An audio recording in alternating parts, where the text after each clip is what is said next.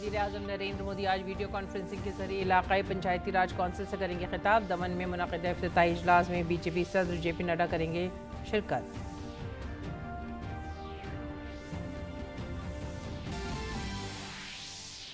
गांधीनगर में जारी G20 वज़राए सेहत की मीटिंग का आज दूसरा दिन। वज़ीर आज़म वर्चुअल जरिए से पैगाम करेंगे जारी।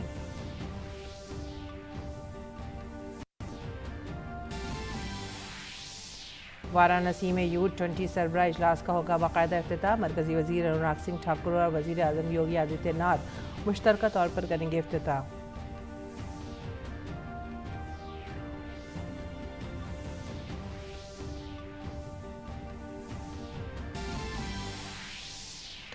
चांद की और करीब पहुंचेगा चंद्रयान 3 का लैंडर। निचले मैदान में लाने के लिए किए जाएंगे थ्रस्टर फायर। 23 अगस्त को होगी लैंडिंग।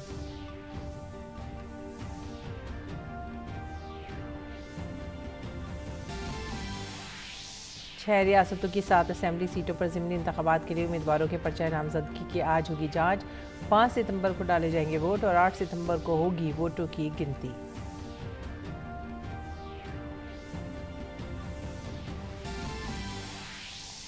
मरकजी वज़ीर दाखिला अमित शाह ग्रेटर नोएडा में सेंट्रल रिजर्व पुलिस फोर्स के मुख्तलिफ तरक्याती प्रोजेक्टों का करेंगे इफ्तिताह। शजरकारी मुहिम के तहत 4 करोड़ पौधों की करेंगे शजरकारी।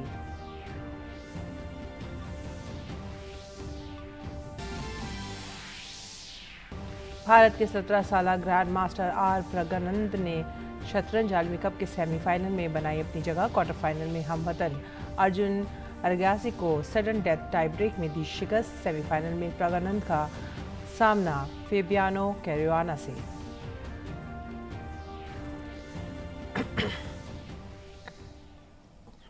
आदाब नाजरीन, उर्दू खबरों में आप सभी का खैर मकदम है। नज़र डालते हैं इस वक्त की खास खबरों पर। बीजेपी के कौमी सदर जेपी नड्डा आज दादर नगर हवेली दमन और दीव में मुनक़दा इलाकाई पंचायती राज कौंसिल के परिषद के इफ्तिताही इजलास में शिरकत करेंगे। वज़ीर आज़म नरेंद्र मोदी इलाकाई पंचायती राज परिषद के इफ्तिताही इजलास में वर्चुअली शिरकत करेंगे। इससे कबल कल बीजेपी सदर जेपी नड्डा का दमन पहुंचने पर पार्टी कारकुनों ने पुरतपाक इस्तकबाल किया। जेपी नड्डा ने दमन में पार्टी कारकुनों और लीडरों के साथ मीटिंग भी की।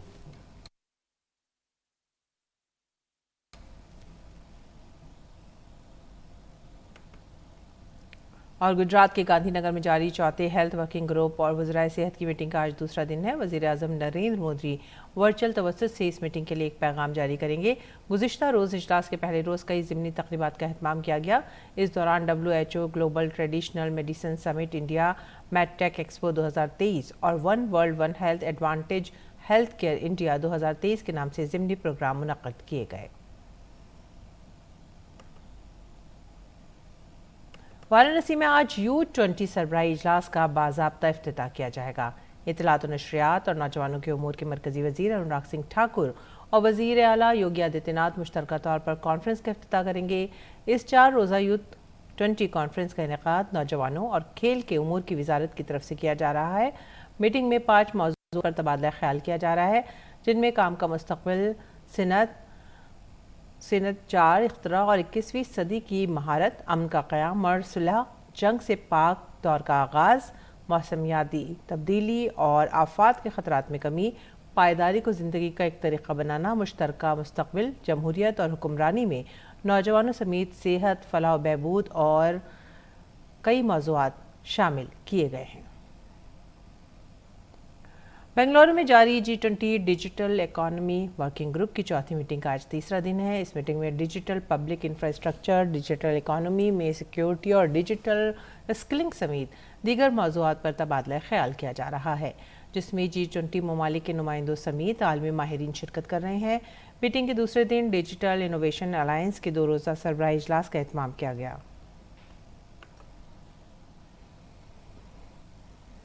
इसरो आज चंद्रयान 3 के विक्रम लैंडर को डीबूस्टिंग के जरिए थोड़े नीचे मैदान में लाएगा। डीबूस्टिंग का मतलब खलाई जहाज़ की रफ्तार को कम करना है। यह अमल 20 अगस्त को भी होगा। इसके बाद चांद से लैंडर का फासला कम से कम 30 किलोमीटर रह जाएगा। कम से कम फासले से सॉफ्ट लैंडिंग 23 अगस्त को होगी। इससे कबल कल चंद्रयान 3 के प्रोपल्शन मॉड्यूल को लैंडर रोवर से अलग कर दिया गया था। अलहदगी के बाद विक्रम लैंडर ने प्रोपल्शन मॉड्यूल से कहा सेपरेशन के बाद विक्रम लैंडर ने प्रोपल्शन मॉड्यूल से thanks for the ride mate कहा। प्रोपल्शन मॉड्यूल अब कई महीने तक चांद के मदार में रहकर ज़मीन से आने वाली रेडिएशन का मुताला करता रहेगा, जबकि लैंडर रोवर चांद की सतह पर 14 दिन तक पानी की तलाश और दीगर तजुर्बात करेगा। 6 रियासतों की 7 असेंबली सीटों पर होने वाले ज़िमनी इंतखाबात के लिए आज उम्मीदवारों के कागजात नामजदगी की जांच की जाएगी। इस ज़िमनी इंतखाब में त्रिपुरा की 2 और उत्तर प्रदेश, मगरबी बंगाल, केरल, झारखंड और उत्तराखंड की एक नशिस्त पर इंतखाब होगा। इन इंतखाबात के लिए कागजात नामजदगी जमा कराने की कल आखिरी तारीख थी। ज़िमनी इंतखाबात के लिए वोटिंग 5 सितंबर को होगी और वोटों की गिनती 8 सितंबर को होगी। उम्मीदवार 21 तारीख तक अपने नाम वापस ले सकते हैं।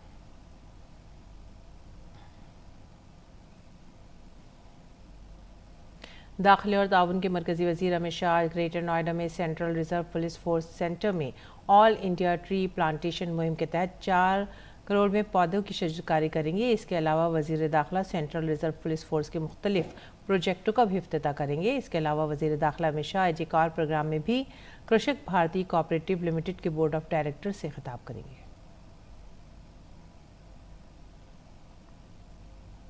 वजारत सेहत ने आयुष्मान भारत स्कीम से मुतालिक कुछ मीडिया रिपोर्ट्स को गुमराहकुन और गलत करार दिया है। कहा है कि स्कीम के तहत मरीज को अस्पताल में दाखिल करने से 3 दिन पहले अस्पतालों को मंजूरी का अमल शुरू करना होता है। यह अमल इमरजेंसी हालात में अस्पतालों की तरफ से इलाज से इनकार सूरत-ए-हाल से निपटने के लिए है। वजारत ने कहा है कि कुछ मामलात में मरीजों को मंजूरी के अमल से पहले ही अस्पतालों में दाखिल कर लिया गया और इलाज के दौरान उनकी मौत हो गई। वजारत सेहत का कहना है कि रिपोर्ट में सामने आने वाले 50% से ज़्यादा केसेस सरकारी अस्पतालों से मुंसलिक हैं। इन अस्पतालों की तरफ से धोखाधड़ी की कोई वजह नहीं है, क्योंकि इलाज पर खर्च होने वाली रकम अस्पताल के खातों में वापस कर दी जाती है। इलाज के दौरान मौत की सूरत में अस्पताल को लाजमी तौर पर मौत की रिपोर्ट जमा करानी होगी। मरकजी वज़ीर सेहत डॉक्टर मनसुख मांडविया ने गुजरात के गांधीनगर में मुनक़िदा मैकटेक एक्सपो 2023 के मौके पर मुख्तलिफ ममालिक के अपने हम मनसबों के साथ 2 तरफ़ा मीटिंग की। मरकजी वज़ीर सेहत मनसुख मांडविया ने यूरोपीय यूनियन के हेल्थ एंड सेफ्टी की डायरेक्टर जनरल सेंड्रा गैलिना के साथ मुलाकात को बामानी करार दिया। डॉक्टर मांडविया ने एक्स पर मीटिंग की तस्वीर शेयर की और कहा कि मीटिंग में यूरोपीय यूनियन और भारत के लिए सेहत के शोबे में डिजिटल सेहत की अहमियत समेत दीगर अहम मौज़ूआत पर तफसील से तबादला ख्याल किया गया। कबल अज़ीं मरकजी वज़ीर सेहत ने जर्मन के वज़ीर सेहत कार्ल लॉटब्रैक के साथ भी 2 तरफ़ा मीटिंग की। इस मुलाकात में रिवायती अद्वियात की फ्राहमी और बेहतरीन तरीक़ों के इश्तराक के दरमियान ताउन को बढ़ाने और बेहतरीन तरीक़ों के इश्तराक पर ताउन बढ़ाने के तरीक़ों पर तबादला ख्याल किया गया। इसके अलावा मनसुख मांडविया ने कोविड की दूसरी लहर के दौरान भारत की हिमायत करने पर जर्मन हुकूमत का शुक्रिया भी अदा किया। इसके अलावा मरकजी वज़ीर सेहत मनसुख मांडविया ने भी अपने श्रीलंकाई हम मनसब डॉक्टर केहलिया रामबू कोयला के साथ 2 तरफ़ा मीटिंग की। मुलाकात की तस्वीरें शेयर करते हुए मांडविया ने कहा कि मीटिंग में श्रीलंका के लोगों के लिए मेयारी अद्वियात तक रसाई को यकीनी बनाने के लिए मुसलसल ताउन पर तबादला ख्याल किया गया। मांडविया ने वज़ीर आज़म नरेंद्र मोदी की पड़ोसी पहले पॉलिसी और पड़ोसी मुल्क के साथ खड़े होने के अज़्म को दोहराया। काबिल अज़ीं डॉक्टर मनसुख मांडविया ने सऊदी अरब के वज़ीर सेहत से 2 तरफ़ा मुलाकात की। सऊदी अरब के साथ मुलाकात में सऊदी सरमायाकारों को फार्मा और हेल्थ केयर इंफ्रास्ट्रक्चर की तरक्की में सरमायाकारी की दावत दी गई। इसके अलावा फार्मास्यूटिकल मैन्युफैक्चरिंग और अहम इदारों के दरमियान ताउन पर भी तफसीली तबादला ख्याल किया गया। मांडविया ने G20 हेल्थ ट्रैक एजेंडे में डिजिटल सेहत की तरजीहात को लाने के लिए सऊदी हम मनसबों का शुक्रिया अदा किया। मैरीन स्टेट डेवलपमेंट काउंसिल की मीटिंग आज से गुजरात के केवड़ी में शुरू हो रही है, जो 2 रोज़ तक चलेगी। काउंसिल की 19वीं मीटिंग की सदारत बंदरगाहों, जहाज़रानी और आबी गुजरगाहों के मरकजी वज़ीर सर्बानंद सोनोवाल करेंगे।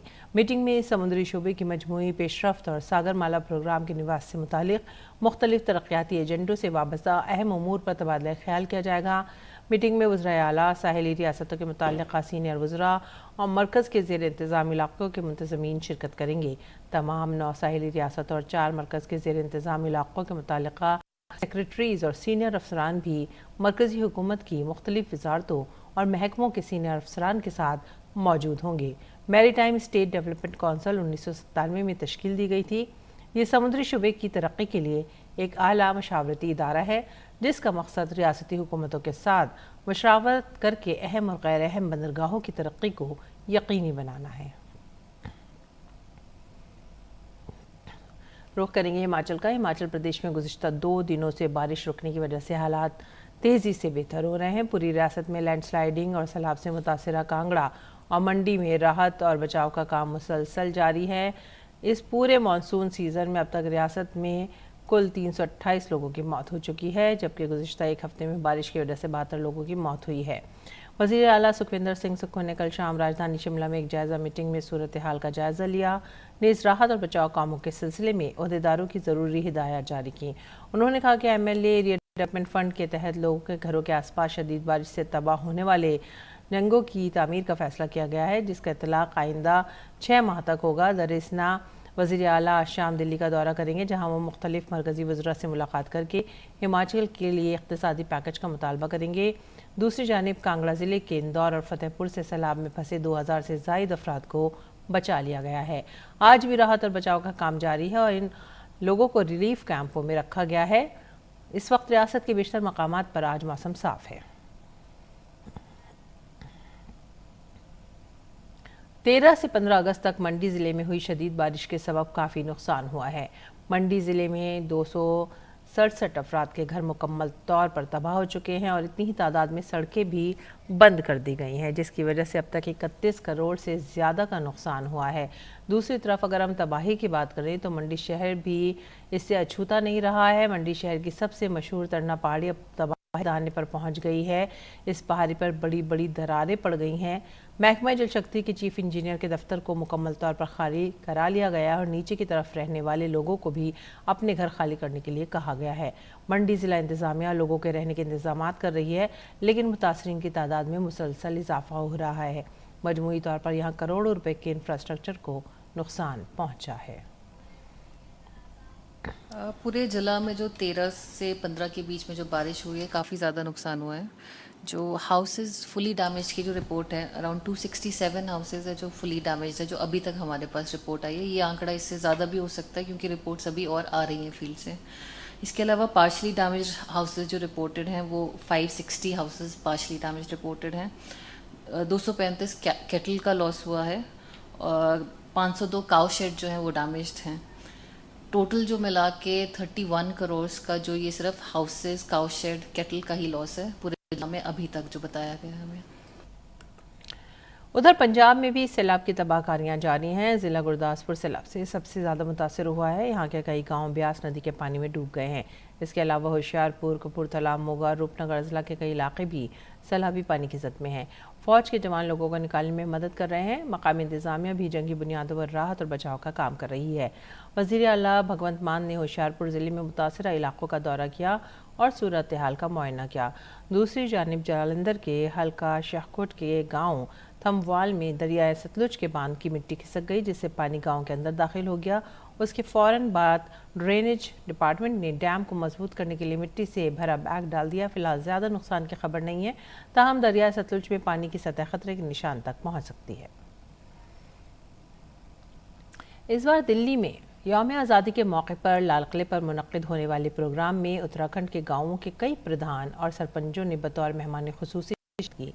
दिल्ली के दौरे के बाद जब ये लोग अपने घर पहुंचे तो उन्होंने खुशी का इजहार किया और वज़ीर आज़म का शुक्रिया अदा किया। हम लोग सोचा भी नहीं था कभी दिल्ली जाएगा, हम लोग को इतना ध्यान दिएगा। मोदी गवर्नमेंट ने इतना अच्छा से हम लोग को ध्यान दिया है। जब से बीजेपी सरकार, मोदी का सरकार आया है, तब से हमारा बस्ती बहुत उन्नति की ओर बढ़ा है। उसका बदौलत से बस्ती बस्ती में जल जीवन का मिशन शुरू कर दिया। अभी हर जगह घर में जल जीवन आना शुरू हो गया। बीजेपी सरकार आया, बहुत उन्नति हुआ, डेवलप हुआ। ये स्वच्छ भारत अभियान आया तो बस 100% हमारा टॉयलेट भी मतलब हो गया घर में। हमारे भाजपा सरकार के मोदी साहब ने सबको दिल्ली आज घुमाने का एक ठो मौका दिया, उसके लिए मोदी सरकार को बहुत बहुत धन्यवाद। और मोदी जी के तरफ से हम लोग को बहुत अच्छा बेनिफिट मिला है, कुछ अच्छा काम के लिए। काल का क्या होगा, अच्छा प्रपोजल डालने के लिए, गरीब लोग के लिए अच्छा काम देगा बोल के। PMG वाइस, उसका बाद जल जीवन मिशन, ऐसे कुछ ऐसे बहुत इम्प्लीमेंट है। अभी भी छोटा से इम्प्लीमेंट है, लेकिन डेवलप लाने के लिए तो बड़ा प्रोजेक्ट होना पड़ेगा ना। इसलिए मोदी सरकार को भी धन्यवाद बोलता है। और और लद्दाख के कई गांवों के सरपंच भी यौम आज़ादी के मौके पर दिल्ली आए थे। इन सरपंचों ने लाल किले पर परचम कशाई के दौरान बतौर मेहमान खुसूसी शिरकत की और इस खास मौके का हिस्सा बनकर नहायत खुश नजर आए। मैं सबसे पहले श्री नरेंद्र मोदी जी को शुक्रिया अदा करना चाहूँ, दिल से नमस्ते और जुले कहता हूँ, क्योंकि उन्होंने हमें दूर दराज इलाके के सरपंच और नैब सरपंच को इंडिपेंडेंस डे में घुमाने के लिए ले गया। नरेंद्र मोदी जी को हमें दिल से शुक्रिया अदा करता हूँ। ऐसा मौका हमने नहीं सोचा था, कि सबने भी नहीं देखा था कि ऐसे जगह में लेके हम दूर दराज इलाके के 5 और सरपंच को वहाँ दिखाने का मौका मिला। मैं दिल से शुक्रिया। हमें पहली बार भारत सरकार ने हमारा बॉर्डर विलेज के वाइब्रेंट विलेज कर वहाँ का ग्रास रूट लेवल का पब्लिक रिप्रेजेंटेटिव को बुलाया गया था। तो ये सब हमारे लिए गर्व का बात था। साथ ही साथ हमें काफ़ी जगह जहाँ हम नहीं पहुँचा, जैसे पार्लियामेंट हाउस है, लोकसभा, राज्यसभा, और वहाँ पे कैसे सीज़न चला जाता है, उनका भी हमें काफ़ी ब्रीफिंग किया गया था। और इसी तरह प्रधानमंत्री म्यूजियम में भी हमें ले गया, और ऐसे काफ़ी जगह हम गया, और बड़े बड़े मंत्री से भी हमारा मुलाकात हुआ। ये मेरे लाइफ में पहली बार है, इतना कंफर्टेबल देखने को मिला। हमने विधानसभा देखा, पार्लियामेंट हाउस देखा, इसी तरह हर जगह में घूमने का मौका मिला। इसी तरह हर एक बड़े बड़े दिग्गज मंत्रियों से मिलने का मौका मिला। इसी तरह आईटीपी के बड़े बड़े ऑफिसर से मिलने का मौका मिला, और उन्होंने आईटीपी वालों ने हम उनको बिल्कुल तहे दिल से थैंक यू कहना चाहता हूँ, क्योंकि उन्होंने हमें इतना हेल्प किया। इस सरकार को मैं थैंक यू कहना चाहता हूँ, क्योंकि ये वाइब्रेंट विलेज बोल के जो स्कीम रखा गया है, ये बॉर्डर विलेज में बहुत ही फायदेमंद होगा। बड़े बड़े मंत्री से हमने इंट्रोडक्शन हुआ, तो हमारा जितना भी कुछ मांग थे वो इन सारे मिनिस्टर से मिला था। तो उन्होंने हमको ये कहा था कि हम सारे एक परिवार है। हमें बहुत खुश हुआ कि प्राइम मिनिस्टर ने ये कहा कि हम सारे एक परिवार है। तो इसी तरह हम पहले बार 15 अगस्त पे पार्टिसिपेट हुआ। और अब पेश दिल्ली से शाया उर्दू अखबारात का मुख्तसर जायजा।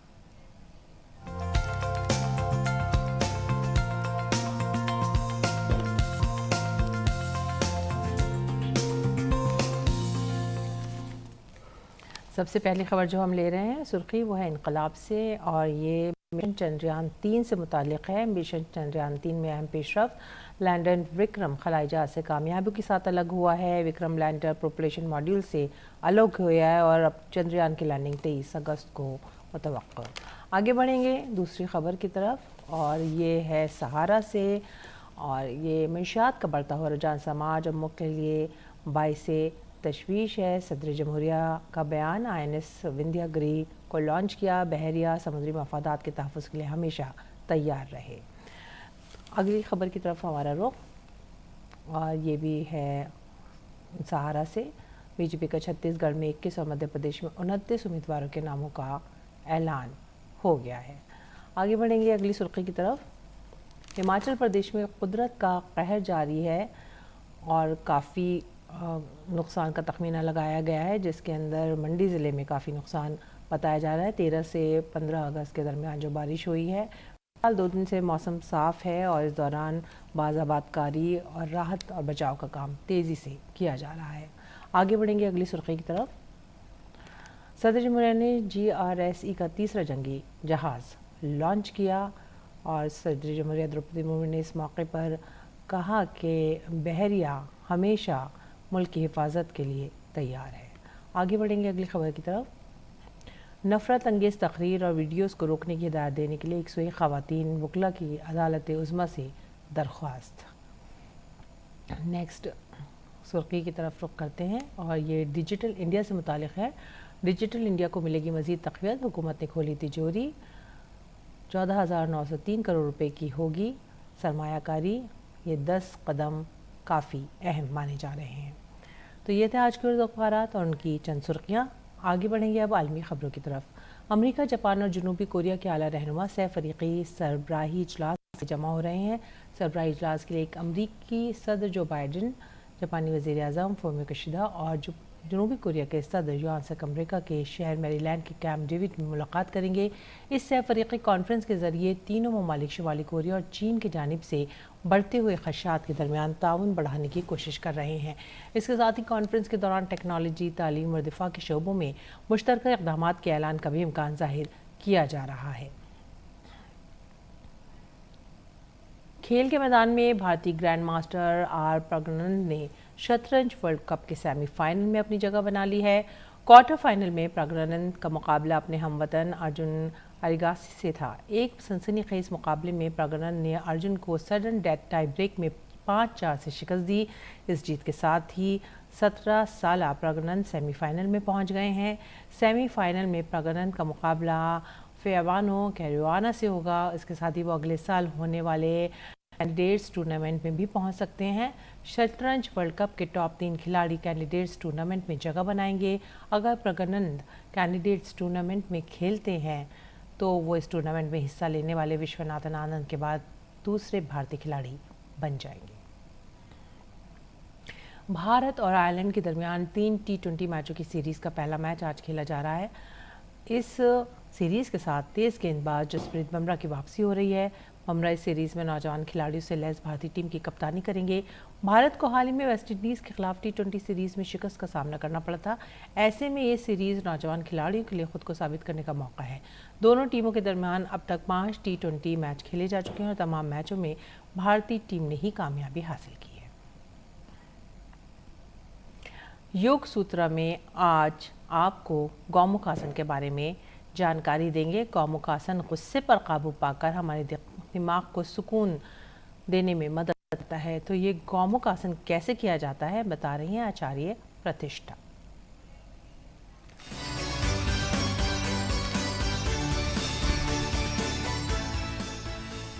नमस्ते, मैं हूँ आचार्य प्रतिष्ठा। कौन नहीं चाहता कि मेरा क्रोध पर नियंत्रण हो? कौन नहीं चाहता कि मेरे अंदर मैक्सिमम ऑक्सीजन जाए? कौन नहीं चाहता कि मैं शांत रहूं? लेकिन हमें गुस्सा बहुत आता है, हम क्रोध बहुत करते हैं और जैसे ही हम क्रोध करते हैं हमारे लंग्स की कैपेसिटी रिड्यूस हो जाती है, हमारे फेफड़ों की क्षमता कम हो जाती है। आपने देखा होगा जैसे ही आप गुस्से में आते हैं आपकी सांस बहुत तेज़ गति से चलने लगती है। क्यों?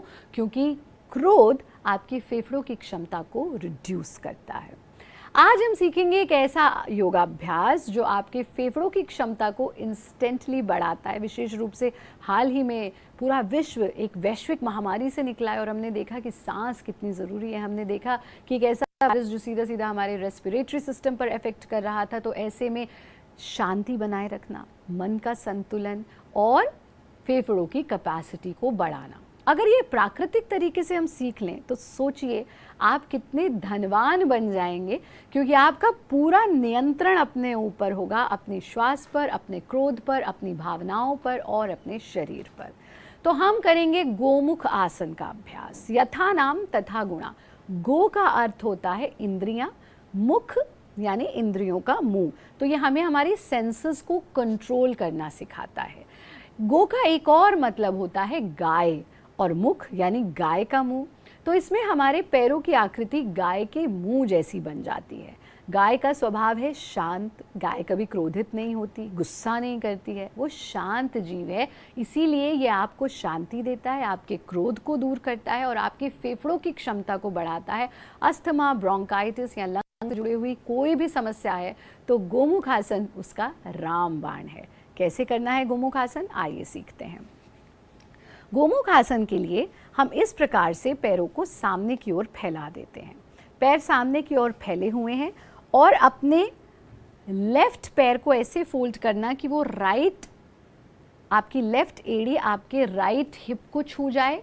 राइट पैर को ऐसे फोल्ड करना कि राइट एड़ी लेफ्ट हिप को छू जाए और एक के ऊपर दूसरा पैर आ गया है। हमारे पैरों की स्थिति गाय के मुंह जैसी स्थिति बन गई है।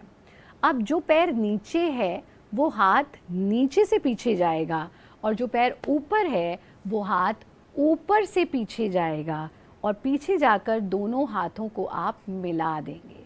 इसको एक बार आप पीछे से भी देखिए। ये ज़रूरी है कि आप इसकी स्थिति को पीछे से भी देखें ताकि आपको क्लैरिटी हो कि हमें इसका अभ्यास कैसे करना है। तो इस प्रकार आप बैक में इस तरह बैठे हैं और दोनों हाथों को आपस में मिला दिया। हो सकता है कुछ साधक यहीं तक मिला पाएँ, हो सकता है कुछ यहीं तक ले जाएं, ठीक है, बट कमर को नहीं झुकाना, कमर सीधी रहेगी और इस अवस्था में आप बैठ जाएंगे। कमर बिल्कुल सीधी है और अब इसे आप फ्रंट से फिर से देखिए कि हमारे फेफड़ों का जो एक्सपेंशन है, जो सीने का उन्नत होना है, वो महत्वपूर्ण है। तो ऐसा करने के लिए ऐसे झुकना नहीं है आपको बिल्कुल सीधा रहना है। चेस्ट का एक्सपेंशन है, आंखों को बंद कर लेंगे, 5 बार लंबा गहरा सांस फाइनल अवस्था में लेंगे।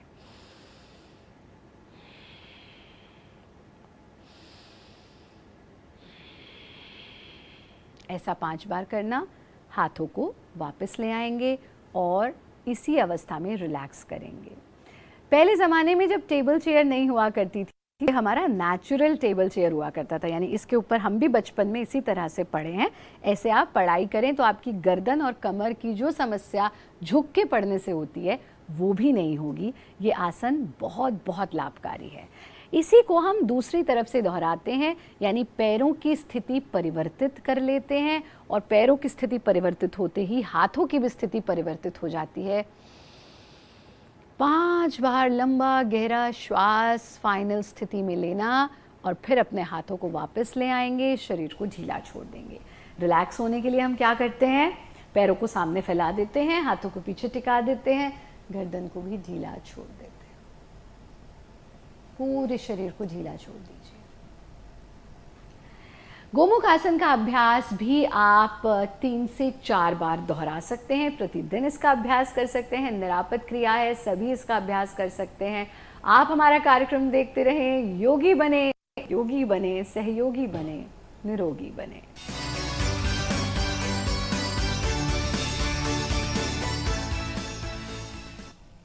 और अब पेश है मौसम का हाल।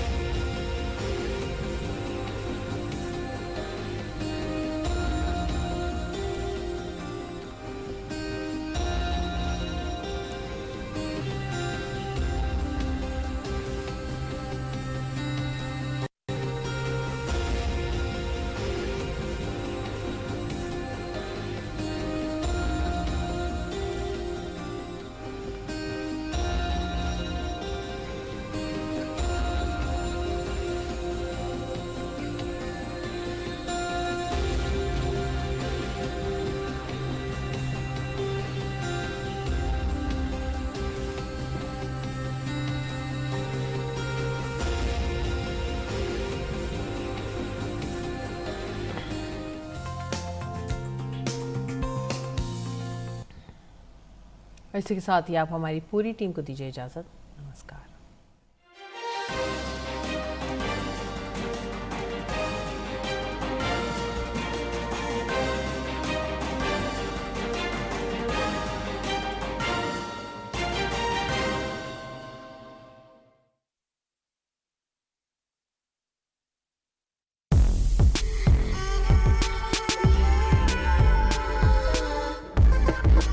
देखिए इको इंडिया प्रत्येक शनिवार सुबह 10:30 बजे सिर्फ डीडी नेशनल पर, देश का पहला चैनल, देश का अपना चैनल।